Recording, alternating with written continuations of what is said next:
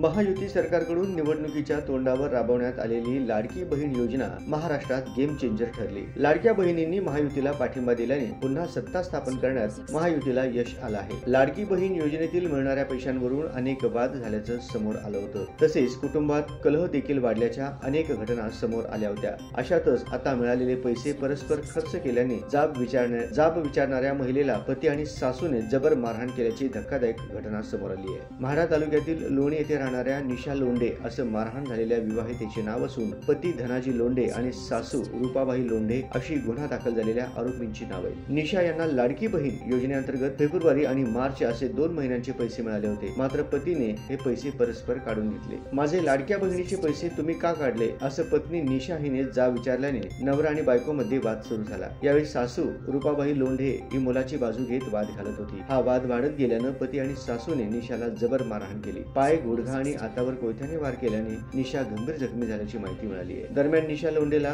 उपचारासाठी रुग्णालयात दाखल करण्यात आले। म्हाडा पोलीस स्टेशनमध्ये पती धनाजी लोंढे आणि सासू रूपाबाई लोंढे यांच्या विरुद्ध गुन्हा दाखल करण्यात आला असून हेड कॉन्स्टेबल रोपळे या प्रकरणात तपास करत आहेत। लाडकी बहीण योजनेअंतर्गत मिळालेल्या पैशांवरून आता अनेक कुटुंबात कलह सुरू झाल्याच्या तक्रारी वाढल्या असताना सोलापुरातून आलेली ही घटना हादरवून टाकणारी आहे।